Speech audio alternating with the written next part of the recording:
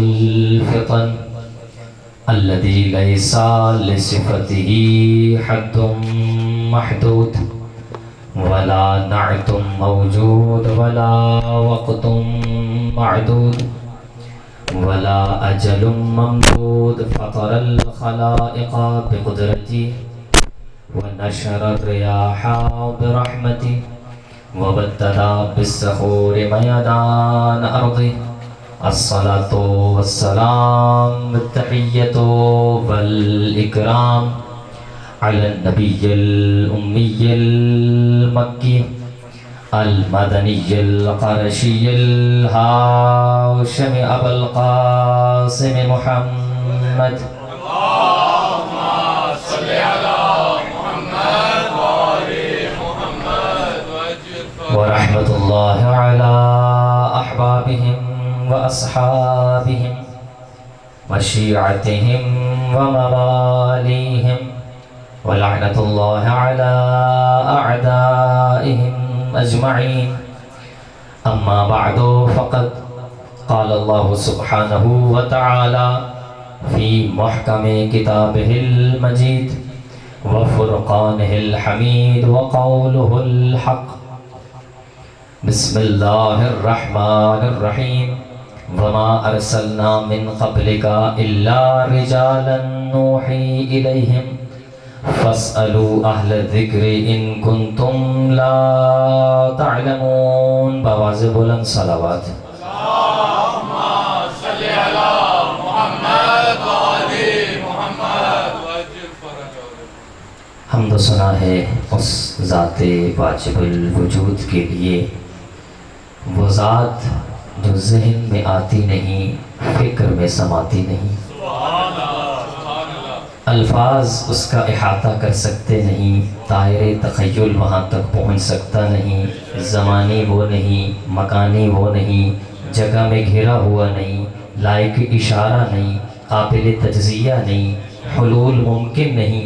اس لیے اللہ تبارک و تعالیٰ نے چند ہستیوں کو خلق فرما کے انہیں ہمارا ہادی، پیشوا، رہنما، امام بنا کے دنیا والوں کو یہ بتایا، دنیا والوں انہیں دیکھتے چلے جاؤ اور ہدایت کے رستوں کو طے کرتے چلے جاؤ۔ درود و سلام اللہ تبارک و تعالیٰ کی ان برگزیدہ اور مقدس ہستیوں پر جو وجہ تخلیق کائنات ہیں کہ جن کے صدقے میں اللہ نے اس کائنات کو خلق کیا۔ اور میں یہ اکثر کہا کرتا ہوں، اے شیعو ناز کرو، فخر کرو اس بات پہ کہ اللہ تبارک و تعالیٰ نے تمہیں ایسے ہادی، رہنما اور پیشوا عطا کیے۔ ایسے پیشوا اللہ نے دنیا میں کسی کو عطا نہیں کیے جیسے رہبر اللہ نے ہمیں عطا کر دیے۔ اور میں کہا کرتا ہوں یہی تو وجہ ہے کہ اللہ نے ایسے پاکیزہ اور پاک کردار امام ہمیں عطا کیے اللہ نے۔ اور یہی تو وجہ ہے کہ بھرے مجمع میں کسی چوراہے پر، کسی چوک پر، کسی بازار میں میرے کسی بھی امام کا نام لیا جائے تو نام لیتے ہوئے شرمندگی محسوس نہیں ہوتی۔ جس مرضی امام کا نام لو سر فخر سے بلند ہو جاتا ہے۔ اللہ نے مجھے ایسے باکمال رہبر عطا کیے، اور اس سے بڑھ کر اور کیا ہو سکتا ہے؟ اللہ نے رہبر وہ دیے کہ انسان اگر دنیا میں کامیاب ہونا چاہتا ہے تو اللہ نے ایسے رہبر عطا کر دیے، بلکہ ایسا علی جیسا امام عطا کیا اللہ نے جو کسی کو عطا نہیں کیا، کہ دنیا میں اگر ہم اس کی بات مانیں دنیا میں بھی کامیاب ہیں اور آخرت میں بھی جنت ہے۔ رہبر وہ عطا کر دی اللہ نے۔ اور سرنامہ سخن میں میں نے جس آیے مجیدہ کی تلاوت کا شرف حاصل کیا، اس آیت کی ضمن میں انشاءاللہ ہمارے 10 دن کا یہ جو سلسلہ ہے، اور ماشاءاللہ آپ محبت کے ساتھ تشریف لائے۔ یقیناً پڑھنے والا جو بھی ہو، آپ اس لیے نہیں آتے کہ پڑھ کون رہا ہے، آپ اس لیے آتے ہیں کہ پڑھ کیا رہا ہے۔ کیونکہ آپ کو اس ذکر نے بلایا ہے جو ذکر حسین ابن علی ہے۔ گرمی کی شدت برداشت کر کے دنیا کے کونے کونے میں یہ فرش عزا بچھی ہے، یہ محبت ہے جو کھینچ کر لاتی ہے انسان کو، کہ جس سے محبت کرتا ہے اس کا ذکر سننے آ رہا ہے۔ تو انشاءاللہ اس 10 دنوں میں جس موضوع پر ہم بات کریں گے وہ ہمارا موضوع سخن علم، شعور اور تشیع۔ یہ 3 نام آپ یاد رکھیں گے، روزانہ اسی پہ بات ہوگی، جہاں بات ختم ہوگی پھر بات وہیں سے شروع کریں گے۔ علم، شعور اور تشیع۔ اس آیت کے ضمن میں اللہ قرآن میں کیا فرما رہا ہے؟ وَمَا أَرْسَلْنَا مِن قَبْلِكَ إِلَّا رِجَالًا نُوحِي إِلَيْهِمْ۔ ہم نے اس سے پہلے جتنے بھی رسول بھیجے، رسول سارے کے سارے مرد تھے، کسی ایک عورت کو بھی نبی بنا کے نہیں بھیجا۔ سارے کے سارے اللہ نے 1,24,000 انبیاء بھیجے، ان میں 313 رسول بنائے، 313 میں 5 اولو العزم اور ان کا سردار پیغمبر کو بنایا۔ کسی بھی ایک رسول کو عورت نہیں بنایا یا عورت کو رسول بنا کے نہیں بھیجا۔ جتنے نبی بھیجے، نبی سارے کے سارے مرد تھے۔ پھر یہ تعلیم کا سلسلہ کیسے؟ اللہ نے کہا نوحی الیہم، ہم ان کی طرف وحی کیا کرتے تھے۔ وہ جو نبی آتا تھا وہ اپنی طرف سے بات نہیں کرتا تھا، جو اللہ کا حکم ہوتا تھا وہ بات۔ یہ چھوٹی سی تمہید لینا چاہ رہا ہوں، آج اگر تمہید سمجھ میں آ گئی تو 10 دنوں کی بات اسی پر ہوگی انشاءاللہ۔ پھر فرمایا فَاسْأَلُوا أَهْلَ الذِّكْرِ إِن كُنتُمْ لَا تَعْلَمُونَ، اور اگر تم نہیں جانتے تو اہل ذکر سے سوال کرو۔ اگر تم نہیں جانتے تو اہل ذکر سے سوال کرو۔ تو بنیادی مجلس میں میرے 3 سوال۔ سوال کس سے کرنا ہے، سوال کرنے والا کون ہے، اور سوال کی وجہ کیا ہے؟ تو اگر یہ 3 باتیں سمجھ میں آ گئی تو گفتگو آسان ہو جائے گی۔ سوال کرنے والا کون، سوال کس سے کرنا ہے، اور سوال کرنے کی وجہ کیا ہے؟ تو اس آیت میں اللہ نے بتا دیا کہ فَاسْأَلُوا أَهْلَ الذِّكْرِ إِن كُنتُمْ لَا تَعْلَمُونَ، اگر تم نہیں جانتے تو اہل ذکر سے سوال کرو۔ تو معلوم ہوا جس سے سوال کرنا ہے وہ اہل ذکر ہیں، جنہوں نے سوال کرنا ہے وہ آپ لوگ ہیں۔ اور سوال کی وجہ کیا ہے؟ ان کنتم لا تعلمون، سوال کی وجہ یہ ہے کہ تم جانتے نہیں ہو۔ جو لا علم ہوتا ہے نا وہی علم حاصل کرنے کے لیے چاہتا ہے۔ تو 3 سوالوں پہ انشاءاللہ بات ہوگی۔ دنیا کا کوئی ایسا علم نہیں جو علم تو ہے وہ آل محمد کے پاس نہ ہو۔ جیو جیو، نعرہ تکبیر، نعرہ تکبیر، نعرہ تکبیر، نعرہ رسالت، نعرہ رسالت، نعرہ رسالت۔ آپ نعرہ حیدری پہ ہاتھ کھڑے کر کے نعرہ حیدری۔ ماشاءاللہ جی ماشاءاللہ۔ دنیا کا کوئی ایسا سوال نہیں جو سوال تو ہو اور اس کا جواب آل محمد کے پاس نہ ہو۔ دنیا کا کوئی ایسا علم نہیں جو علم تو ہو اور آل محمد کے پاس نہ ہو۔ یا اس سے بڑھ کے کہوں، دنیا کا کوئی عالم ایسا نہیں جو علم کا دعویٰ تو کرے لیکن آل محمد کے دروازے پہ نہ جھکے۔ جیو جیو جیو، ماشاءاللہ ماشاءاللہ۔ عالم عالم ہی نہیں، کیا بات، علم کی خیرات تو اسی دروازے سے ملتی ہے۔ بے شک بے شک۔ تو واپس آؤ بھائی، سوال اس لیے کرنا ہے کہ تم جاہل ہو۔ سوال کس سے کرنا ہے؟ سوال کرنا آل محمد سے ہے۔ سوال کیوں کرنا ہے؟ کیونکہ اللہ فرما رہا ہے وَاللَّهُ أَخْرَجَكُم مِّن بُطُونِ أُمَّهَاتِكُمْ لَا تَعْلَمُونَ شَيْئًا۔ اگر 10 دن بات کریں گے نا، قرآن سے بات کریں گے، ساتھ رہیں گے انشاءاللہ۔ تو بات قرآن سے ہوگی کیونکہ قرآن میں تو کسی کو اختلاف نہیں ہے نا، تو قرآن سے باتیں کریں گے۔ قرآن کیا کہتا ہے؟ قرآن کہتا ہے وَاللَّهُ أَخْرَجَكُم مِّن بُطُونِ أُمَّهَاتِكُمْ لَا تَعْلَمُونَ شَيْئًا۔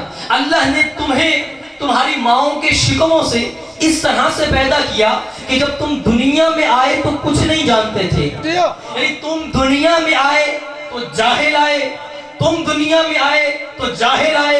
اچھا اے اللہ، اگر دنیا میں انسان کو جاہل بنایا، کیا اس کے علم کا کوئی ذریعہ بنایا؟ کہاں؟ واللہ اخرجکم من بطون امہاتکم لا تعلمون شیئا، اور تم جانتے نہیں تھے، لیکن اللہ نے وجعل لکم السمع والبصر، اللہ نے تمہارے علم کے لیے تمہیں آنکھیں بھی دیں، اللہ نے تمہیں کان بھی عطا کیے، اللہ نے تمہیں دل بھی عطا کیا. تمہیں اللہ نے بتا کیا انسان دنیا میں آیا تو جاہل، لیکن علم کے لیے کان عطا کیے، علم کے لیے آنکھیں عطا کی، علم کے لیے زبان عطا کی. تو انسان دنیا میں آنے کے بعد حواس خمسہ کا محتاج، انسان دنیا میں آنے کے بعد علم کے لیے آنکھوں کا محتاج، علم کے لیے کانوں کا محتاج، علم کے لیے زبان کا محتاج. بھائی شیعہ فخر کر اس بات پہ، انسان جب دنیا میں آیا تو جاہل آیا، علم کے لیے حواس خمسہ کا محتاج، اور جب آل محمد اس دنیا میں آئے علم کے لیے نہ آنکھوں کے محتاج، علم کے لیے نہ کانوں کے محتاج، علم کے لیے نہ زبان کے محتاج. وہ تو دست نبوت پہ یہ کہتے ہوئے آئے، اے رسول توریت سناؤ، زبور سناؤ، انجیل سناؤ یا قرآن سناؤ.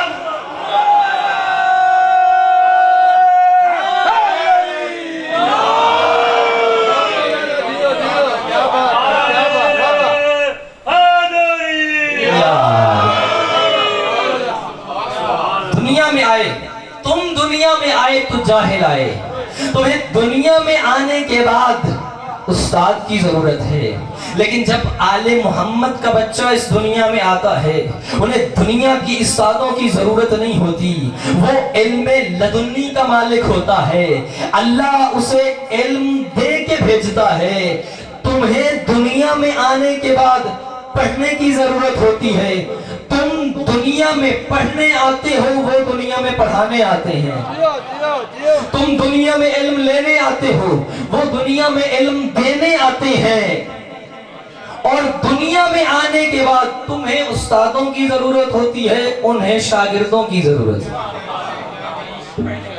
کوئی تو پڑھے، آؤ سوال کرو، اس دروازے پہ آؤ، جو سوال کرو گے اس کا جواب اسی دروازے سے ملے گا. اور یاد رکھو آل محمد کے چھوٹے اور بڑے میں فرق نہیں ہوتا.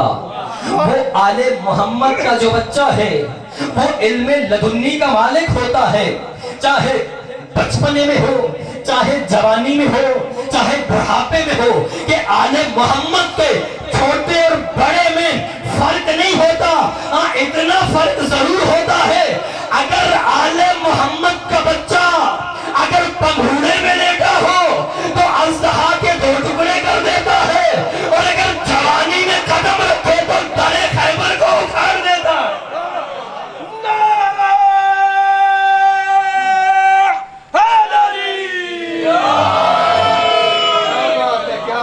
آل محمد کا بچہ بسم اللہ جب دنیا میں آتا ہے تمہیں لگتا ہے کہ وہ بچہ ہے، لیکن وہ علم لدنی کا مالک ہوتا ہے. کیونکہ بات علم پہ، موضوع یاد ہے نا، علم، شعور اور تشیع. یہ موضوع آپ یاد رکھیں گے انشاءاللہ. علم سے شروع ہوگا اور بات شیعہ پہ ختم ہوگی. تو بات علم پہ چل رہی ہے، تمہیدی گفتگو ہے. تو یہ علم کا سلسلہ، اچھا بات یہاں روک کے میں کچھ آیتیں قرآن کی پڑھنا چاہتا ہوں. قرآن سنیں گے نا؟ کہ قرآن تو بھرا پڑا ہے آل محمد کے فضائل سے. قرآن پڑھ کے تو دیکھو. اچھا قرآن میں اللہ نے ایک سلسلہ بیان کیا علم کی تاریخ کے بارے میں. علم اللہ نے جتنے نبی بھیجے سب کو علم دے کے بھیجا. کیونکہ اللہ جب نبی بھیج رہا ہے، انسان کی جتنی ضروریات ہیں، انسان پیدا ہوا اس کو کھانے کی ضرورت ہے، پینے کی ضرورت ہے، لباس کی ضرورت، یہ ساری انسان کی ضروریات ہیں. لیکن ان میں سے سب سے بڑی ضرورت کا نام ہے ہدایت. اللہ نے پیدا کیا تو ہدایت بھی چاہیے. اگر اللہ انسانوں کو پیدا کر دیتا اور کوئی ہادی نہ بناتا، کوئی رہنما نہ ہوتا، کوئی پیشوا نہ ہوتا، اور جب قیامت کا دن ہوتا اور بندے کو جہنم میں پھینکا جاتا، اعتراض کر سکتا ہے میرا اللہ جہنم کیوں؟ نہ کوئی ہادی، نہ کوئی رہبر، نہ کوئی ڈنگی سیدھی سمجھان والا.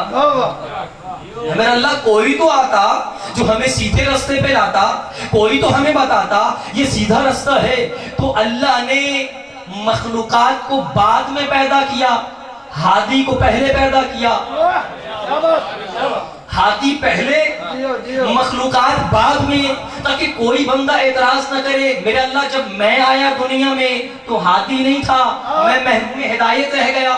اللہ نے یہ اعتراض بند کر دیا اور یہ دروازہ ہی بند ہو گیا۔ ہادیوں کو پہلے بھیج کے لوگوں کو بعد میں خلق کیا کہ جب بھی جسے بھی ہدایت کی ضرورت پڑے تو ہادی موجود ہو۔ تو کائنات میں اللہ نے پہلا نبی آدم کو بنا کے بھیجا، حضرت آدم علیہ السلام پہلے نبی، ایسے ہی ہے۔ اچھا، حضرت آدم کو پیدا کیا، کیا اللہ نے علم دیا کہ نہیں دیا؟ اللہ نے علم دے کے بھیجا۔ ظاہر ہے اگر نبی آ جائے اور اس کے پاس علم نہ ہو کوئی فائدہ اور کوئی بندہ سوال کرے فائدہ ہی کوئی۔ اور وہ جواب نہ دے سکے تو وہ بندہ اس کی بات کیوں مانے گا؟ کیونکہ اس کے پاس تو علم ہی نہیں ہے، تو میں اس کے پیچھے کیوں جاؤں؟ تو علم کی بات ہے، اللہ جس نبی کو بھی بھیج رہا ہے علم دے کے بھیجا۔ حضرت آدم کو بھیجا، علم دے کے بھیجا۔ حضرت نوح کو بھیجا، 2500 سال عمر ہے حضرت نوح کی، 2500 سال، جس میں 950 سال تبلیغ دین کرتے رہے۔ 950 سال کوئی عام بات ہے؟ آج کل کی عمر تو میکسیمم 70 80، پرانے بزرگ ہوں گے 100 سال کو کراس کیا ہے، وگرنہ 60 70 یہ عمر چل رہی ہے۔ 950 سال صرف دین کی تبلیغ کی۔ وہ نبی کہ جو 950 سال تبلیغ کرتے رہے اور بدلے میں روایت کی اتنے پتھر لگتے